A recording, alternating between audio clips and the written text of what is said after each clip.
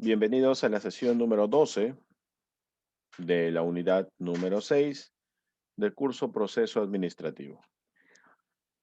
Dentro del manejo de proceso administrativo, hasta el momento nosotros ya hemos venido trabajando la fase uno, la fase de planeación, la fase 2, que es la fase de organización, y ahora nos encontramos dentro de la tercera fase, la fase de integración o coordinación. En la sesión anterior, en la sesión número 11, hemos dado inicio a la revisión de los procesos de reclutamiento y selección. Esto dentro de la fase de integración. En la sesión 11 hemos tocado de manera muy general la diferencia entre un proceso de reclutamiento interno versus un proceso de reclutamiento externo. Hemos visto también de manera clara cómo se lleva a cabo, cómo se organiza o estructura un proceso de reclutamiento de carácter tradicional o reclutamiento masivo y un proceso de reclutamiento actual u orientado a un aspecto personal. Lo que vamos a hacer ahora en la sesión número 12 es enfocarnos dentro del proceso de reclutamiento y selección, ya no a ver cada uno de los procesos de ventaja y generación de desventaja para reclutamiento interno y externo, ni tampoco a conocer los pasos que hay que seguir para desarrollar un proceso de integración de carácter tradicional o masivo y un proceso de reclutamiento actual o personalizado. Lo que vamos a hacer ahora es conocer las formas a través de las cuales se emplean diferentes herramientas dentro de todo el proceso de integración de personal. Vamos a conocer todos los instrumentos de evaluación de competencias que se utilizan dentro del proceso de reclutamiento. Punto de partida. Si vamos a trabajar en base a los instrumentos de evaluación de competencias, vamos a hacer mención a cada uno de los instrumentos, pero a su vez dentro de cada instrumento vamos a también revisar información de las variaciones o de los componentes o herramientas que forman parte de cada uno de estos instrumentos. Por ejemplo, uno de los instrumentos de evaluación de competencias que se usa con mucha mayor frecuencia viene a ser el uso de entrevistas que pueden ser clasificadas como entrevistas dirigidas o entrevistas no dirigidas. ¿Ok? Este es el punto de partida. Esta es una de las principales herramientas o instrumentos que se utilizan para la evaluación de competencias. En primer lugar, las entrevistas. Las entrevistas pueden ser clasificadas en dos. Entrevistas dirigidas y también tenemos por otro lado las entrevistas no dirigidas. ¿A qué nos referimos con una entrevista de carácter dirigido? Usualmente, en el manejo de entrevistas de carácter dirigido, lo que se suele utilizar como instrumento o herramienta de forma directa vienen a ser formatos ya preestablecidos, ¿ok? Formatos donde el candidato debe consignar información solicitada de manera puntual en dicho documento, ¿ok? Esta es una entrevista de forma dirigida a que el candidato pueda llenar algunos formatos preestablecidos o en todo caso, si es que el candidato no es quien va a llenar directamente los formatos, es en este caso el reclutador, la persona encargada del proceso de selección, quien a través de dichos formatos va a llevar a cabo la entrevista siguiendo determinadas pautas.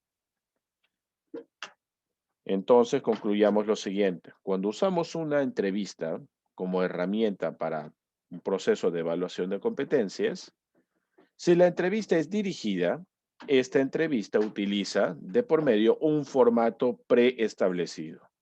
¿De qué forma se trabaja con este formato preestablecido? El formato puede ser entregado de manera directa al candidato, donde el candidato tendrá que consignar información de manera ordenada, tal y como aparece en el formato. O número dos, si es que el formato no es entregado directamente al candidato para que éste pueda llenar la información o la ficha de datos, es muy probable que el reclutador, la persona que está a cargo del proceso de selección, se oriente a través de este formato para seguir un orden establecido en las preguntas que va a trasladar al candidato. Entonces, una entrevista dirigida se puede dividir en dos. Una, cuando el formato es entregado de manera directa al candidato para ser llenada la información. Y finalmente, haber levantado información completa del perfil del colaborador. O número dos, el formato no es entregado para ser llenado a candidatos, sino el formato lo maneja directamente el reclutador. Pero el formato marca las pautas del orden y las preguntas que debe elaborar, en este caso, el reclutador al candidato de manera ordenada, de manera clara, buscando respuestas puntuales o concisas. Sin embargo, estas entrevistas de carácter dirigido están normadas a que solamente se puede obtener información de manera puntual sobre determinados puntos clave. Sin embargo, por otro lado, también existen las entrevistas de carácter no dirigido. ¿Qué quiere decir esto? Una entrevista no dirigida no utiliza formatos. Una entrevista no dirigida no tiene una estructura o un orden pautado.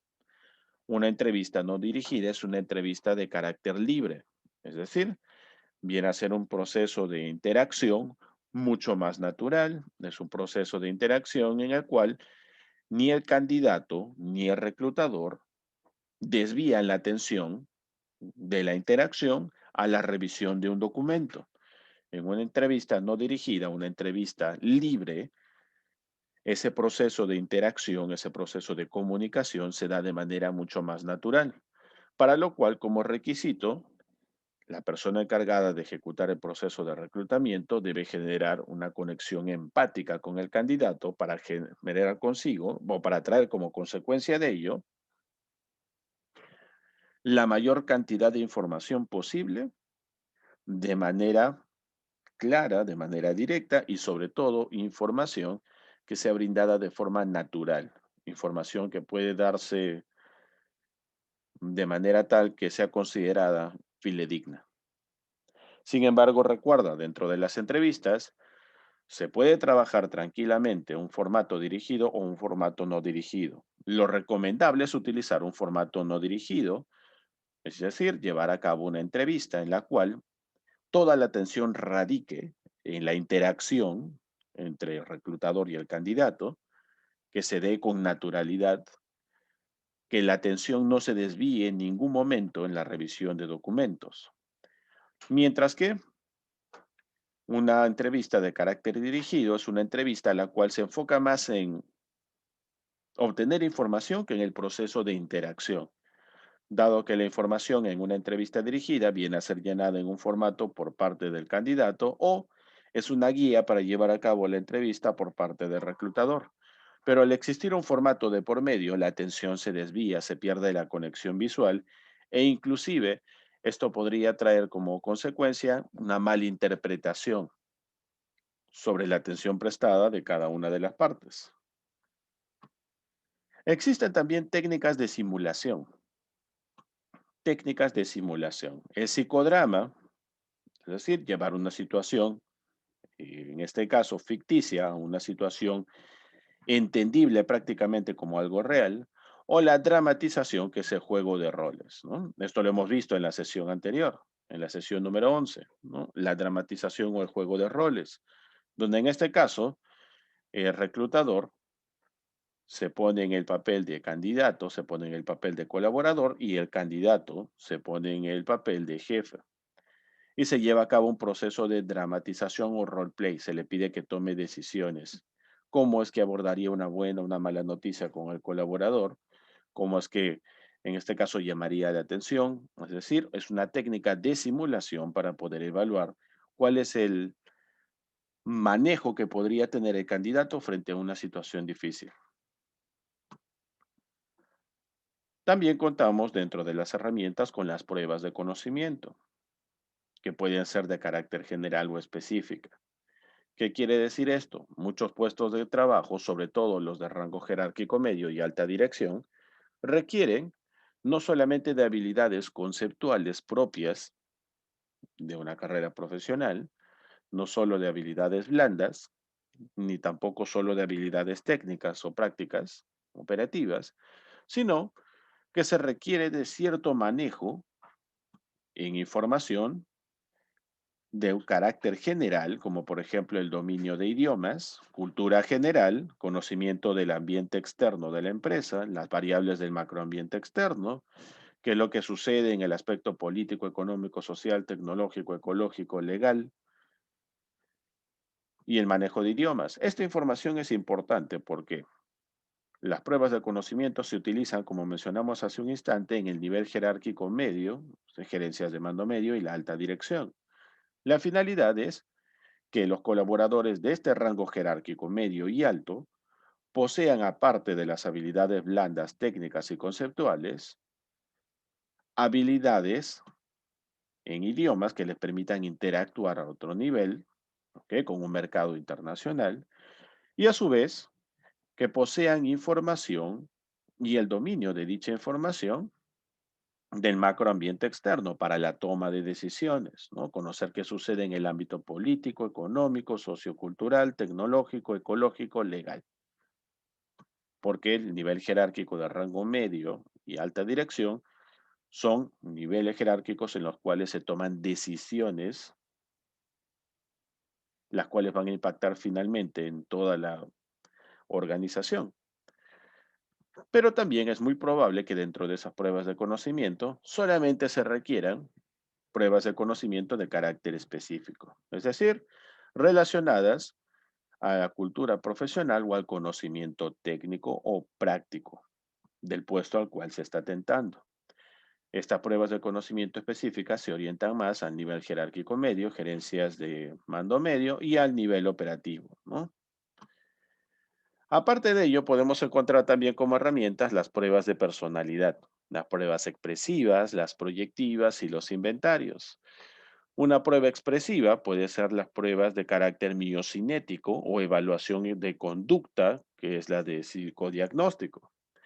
Entonces, dentro de las pruebas expresivas, en el psicodiagnóstico podemos evaluar conducta. Y dentro de la prueba expresiva miocinética podemos evaluar ciertos rasgos o características a través del movimiento que vaya realizando el candidato. Tenemos también dentro de estas pruebas de personalidad las proyectivas. Estas son las más conocidas, el dibujo del árbol, la persona completa, una persona bajo la lluvia, y a su vez también contamos con pruebas de personalidad en base a inventarios, ¿no? Para evaluar el tema de motivación de personal, si hay motivación de carácter intrínseco, extrínseco, si es una motivación individual orientada a un aspecto grupal u organizacional. A través de las pruebas de personalidad e inventarios también podemos saber el nivel de estrés, el nivel de frustración. Otra herramienta clave que también podemos incluir dentro del proceso administrativo en la fase de integración es el desarrollo de pruebas psicométricas, es decir, una prueba de aptitud o respuesta. Vamos a conocer cada una de estas herramientas. En primer lugar, dentro de estos test vamos a revisar pruebas de conocimiento-capacidad, las pruebas psicométricas, las pruebas de personalidad, algunas pruebas vocacionales para hacer línea de carrera y las técnicas de simulación. La primera de ellas es la prueba de conocimiento, ¿ok? La prueba de conocimiento. Este tipo de herramienta se utiliza para poder corroborar si el candidato posee o no conocimientos, tal como hemos mencionado hace un instante, ¿ok? Aquí, pruebas de conocimiento, de carácter general o conocimiento específico. Dependiendo del nivel jerárquico al que vaya a tentar el puesto este colaborador, debemos someter el proceso de entrevista, el proceso de selección, a la incorporación de algunas preguntas clave o preguntas estratégicas. Por ejemplo, conocimientos profesionales o técnicos exigidos por el cargo. Pruebas de conocimiento. El colaborador debe manejar terminología técnica propia de la carrera. El colaborador que está tentando el puesto debe manejar conocimientos, debe manejar herramientas auxiliares que complementan al puesto de trabajo al cual está tentando. Por ejemplo, podríamos considerar dentro de estos conocimientos de carácter específico el manejo de informática, de repente alguna especialidad o subespecialidad dentro de la línea de carrera profesional que maneja esta persona. Podemos también exigir inclusive un grado de capacidad o habilidad para ejecutar ciertas tareas, ¿no? Un conocimiento no solamente de carácter teórico, sino un conocimiento de carácter práctico. No conocer solamente las funciones o los procesos, sino también los procedimientos o tareas. Esa es una de las finalidades de las pruebas de conocimiento. Evaluar que el colaborador, en este caso, posea información, posea conocimientos, posea un grado o nivel de instrucción, que puede ser en el ámbito general, en el manejo de idiomas, herramientas informáticas o cultura general para niveles de gerencia de mando medio y alta dirección, o que posea dentro de la prueba de conocimiento una evaluación enfocada solamente en conocimiento específico. ¿A qué nos referimos con el conocimiento específico? En el conocimiento específico estamos haciendo mención a todo lo relacionado y vinculado directamente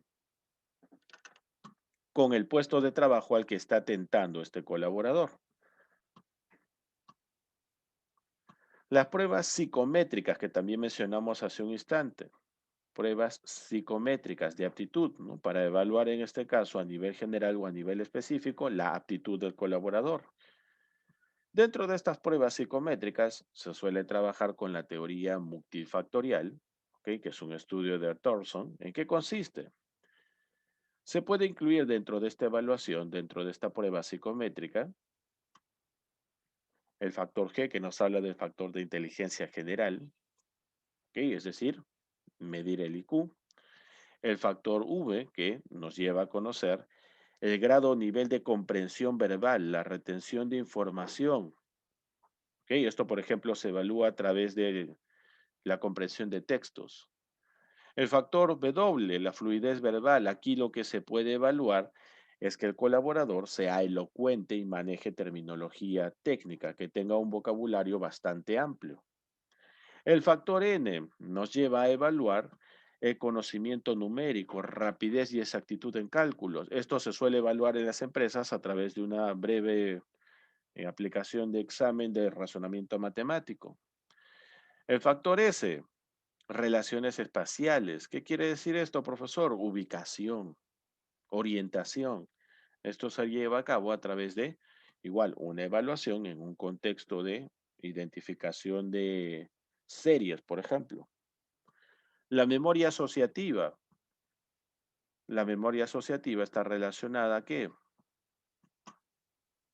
También en base al enfoque e identificación de secuencias o deducción lógica o visual. La rapidez perceptual. Esto se lleva a cabo a través de qué? Una evaluación que incluye, por ejemplo, analogías, sinónimos, antónimos, reconocer detalles, semejanzas y diferencias, identificar, por ejemplo, 3, 4, 5 diferencias en dos imágenes. Y el factor R, la evaluación del raciocinio, ¿no? Es decir, el razonamiento inductivo y deductivo a través de el planteamiento de un caso, en el cual a través de la deducción tienes que dar con la respuesta correcta. Dentro de las pruebas psicométricas, en esta teoría multifactorial, las dos que se utilizan con mayor frecuencia, las dos que son mucho más comunes, son fluidez verbal, comprensión verbal a través de una evaluación de razonamiento verbal, comprensión de textos, y la de aspecto numérico o en este caso rapidez y exactitud de cálculos matemáticos.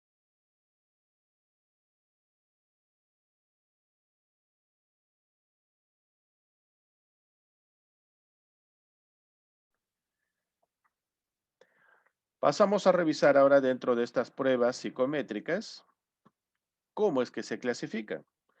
Aquí tenemos, por ejemplo, una orientación de carácter muy general, ¿ok? Donde nos habla de grupos funcionales, obreros rasos, obreros de línea de montaje y encargados de sección, que en realidad, si te das cuenta, tal como está planteado, no tiene mucha concordancia.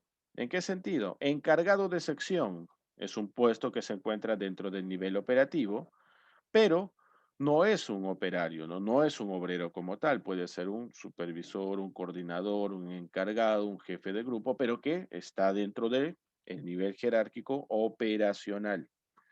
Los obreros de línea de montaje, es decir, obreros con algún nivel de especialización en una tarea, también se encuentran dentro del nivel operacional. Y los obreros rasos, que vienen a ser los colaboradores que trabajan directamente en base a la ejecución de mano de obra directa, sin mayor grado o nivel de especialización como requisito, también se encuentran dentro del nivel jerárquico y operacional. Profesor, ¿y entonces cuál es la diferencia entre estos tres si los tres poseen un nivel jerárquico de tipo operacional? Las pruebas psicométricas que puedes aplicar dentro de cada nivel. Por ejemplo, para los obreros de primer nivel, los obreros que se encuentran prácticamente orientados a utilizar herramientas mínimas o desarrollar capacidades y actividades que no requieren demasiado nivel de especialización, las pruebas psicométricas nos llevan a otorgar un nivel intelectual promedio, que puede mejorar muchísimo, a través de procesos de capacitación, inducción, talleres, el factor P de rapidez perceptual, por la actividad que se lleva a cabo de manera directa, que es operativa, y la destreza de carácter manual y digital, porque se espera de ellos resultados inmediatos, resultados que reduzcan al máximo la generación de pérdidas o merma, ¿no? Destreza manual y digital.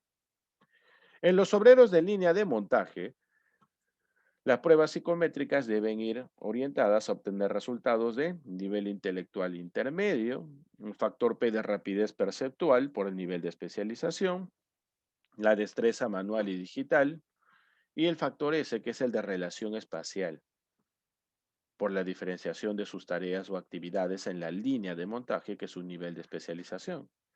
Y el encargado de sección, que posee un nivel igual de carácter operativo dentro de la empresa, un supervisor, un coordinador, un jefe, un líder de grupo, debe poseer como resultado en las pruebas psicométricas un nivel intelectual medio superior.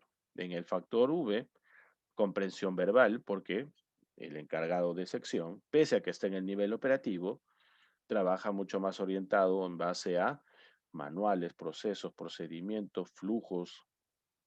En este caso también puede tomarse inclusive en cuenta dentro de las tareas del encargado de sección la elaboración de informes, reportes. Se requiere también el factor W de fluidez verbal, dado que tiene personal a cargo, tiene que manejar habilidades de comunicación que le permitan interrelacionarse de forma correcta. Y el factor R, el de raciocinio, ¿no? ¿Para qué? Raciocinio para tener un enfoque inductivo y deductivo de todas las tareas que maneja dentro de este nivel. Contamos también con pruebas de personalidad, a las cuales se puede recurrir en algunos casos dependiendo de el giro de negocio de la empresa. Dentro de las pruebas de personalidad tenemos las pruebas expresivas, las proyectivas y las de inventario. Las expresivas se llevan a cabo a través de la evaluación miocinética, ¿no? A través del movimiento, a través de la capacidad motora de una persona, cómo reacciona con sus movimientos frente a determinado tipo de estímulos, ¿no? Y la de psicodiagnóstico está relacionada a identificar si esta persona tiene determinada condición, producto de qué, de que posee algún diagnóstico de algún tipo de enfermedad, síndrome, alguna alteración mental. Esta es la evaluación de la personalidad a través de pruebas expresivas. Se confirma el movimiento a través de el carácter miocinético de la herramienta, es decir, cómo reacciona frente a determinado tipo de estímulo, frente a determinado tipo de palabras, movimientos bruscos, movimientos ligeros, movimientos bastante bien orientados, movimientos torpes, movimientos involuntarios, voluntarios. En el psicodiagnóstico se evalúa cuál podría ser el diagnóstico de esta evaluación miocinética. si se debe solamente a un cuadro de estrés, si se debe solamente a un nivel de depresión alto, si se debe, en el peor de los casos, ya a alguna alteración mental, a un diagnóstico sindrómico, a una enfermedad. Y a nivel de inventarios, se lleva a cabo pruebas que nos permiten identificar la motivación que tiene el colaborador, que puede ser una motivación intrínseca o extrínseca, una motivación individual, grupal u organizacional, inclusive dentro de la evaluación a través de la herramienta de inventarios, podemos conocer el nivel o grado de frustración, así también como la capacidad de interés que maneja un colaborador. En esta ocasión, en el curso solamente estamos revisando cuáles son las herramientas a las que podrías recurrir, dado que, recuerda, el curso se enfoca en proceso administrativo y estamos en la fase 3 de procesos de integración o coordinación. En otro curso es donde nos vamos a dedicar a revisar cada una de estas pruebas. Pero ahora lo importante es conocer cuáles son las herramientas de las cuales podríamos disponer en determinado momento. En las pruebas proyectivas tenemos dos que son las más conocidas. La figura humana de Mashover, donde nos piden dibujar una persona completa, lo más completa posible. Y tenemos también la prueba proyectiva del árbol de Koch, donde en este caso, en lugar de dibujar una persona completa, dibujarías un árbol. Ahora, ¿qué es lo que se obtiene producto del dibujo que se entrega por parte, en este caso, del candidato, del potencial colaborador a ser incorporado en la empresa? A través del árbol puedes identificar estabilidad emocional, la vida mental, la capacidad de relacionarse de un colaborador con su entorno, el grado o nivel de conciencia que se tiene de la realidad y el instinto sexual primitivo. Este instinto sexual primitivo ha sido eliminado de los procesos de selección. Ahora, cuando te piden dibujar un árbol, te piden dibujar un árbol pero sin raíces, porque se supone que esta información es de carácter confidencial, ¿no? A través de este instinto sexual primitivo podrías conocer cierto tipo de orientación, que, bueno, es netamente de carácter personal, ¿no? De índole solamente privado. Mientras que a través del dibujo de la figura humana, también se puede obtener información relacionada a, por ejemplo, necesidades, podríamos identificar cierto grado de conflictos, podríamos encontrar información relacionada a la percepción del entorno, a la capacidad de relacionarse con el entorno, e inclusive podríamos encontrar también cierta determinación para respuestas predeterminadas frente a determinadas acciones que podrían de una u otra forma llevar al máximo el grado de estrés o la pérdida de control. Pruebas vocacionales, profesor, pero las pruebas vocacionales son generalmente aplicadas cuando una persona termina de estudiar en el colegio y no sabe qué carrera estudiar. No necesariamente, también hay pruebas vocacionales dentro del ámbito laboral. ¿Y cómo es que se utilizan o para qué se llevan a cabo? Un candidato, cuando va inicialmente a un puesto de trabajo de carácter netamente operativo, muchas veces pasa una prueba vocacional. ¿Por qué? Porque la empresa desde un inicio pretende identificar cuál es la orientación bajo la cual este candidato, si es incorporado a la empresa, podría generar una línea de carrera. A través de cuál de las diferentes áreas que nosotros manejamos en la empresa, podríamos explotar mejor las capacidades de dicho colaborador. Y de esta forma esto también contribuye en el colaborador porque puede comenzar estudios complementarios que le permitan alcanzar justamente esa línea de carrera exitosa dentro de la compañía. E inclusive se promueven estas pruebas vocacionales dentro de la empresa de manera constante cuando se va a llevar a cabo un proceso de reclutamiento interno, cuando la empresa tenga disponible una plaza y tenga que incorporar un colaborador de la empresa en dicha plaza, y promover un ascenso, promover un cambio de área, un cambio inclusive de sucursal, de filial en la compañía. Contamos también con las técnicas de simulación, donde acá, tal como mencionamos hace un instante, se llevan a cabo dramatización o se lleva a cabo también el roleplay, un juego de roles para ver cómo reaccionaría nuestro candidato frente a una situación en la cual él tenga que tomar decisiones. Otro dato importante es que aparte de conocer las herramientas con las cuales se llevan a cabo los procesos de selección, también debemos conocer cuál es el siguiente paso una vez que el colaborador ya pasó por todo el proceso de selección y ya fue incorporado a la empresa. Ahora viene el proceso de inducción e introducción al puesto. En este proceso de inducción o introducción es que la empresa se dedica a brindarle todas las herramientas necesarias al colaborador para que pueda adaptarse lo más rápido posible.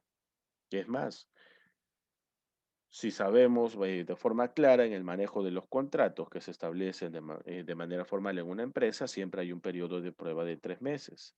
Ese periodo de prueba de 3 meses nos sirve para que el colaborador pueda a través de las herramientas, a través de los manuales, a través de toda la información trasladada de la empresa al colaborador, hacer un uso correcto de ello y adaptarse lo más rápido posible a las expectativas que se tiene sobre él, hacia los resultados que en este caso han sido planteados como metas para determinado colaborador en determinado puesto de trabajo. Dentro de este proceso de inducción e introducción al puesto de trabajo existe cierto grado de tolerancia, tomando en cuenta que hay un periodo de prueba.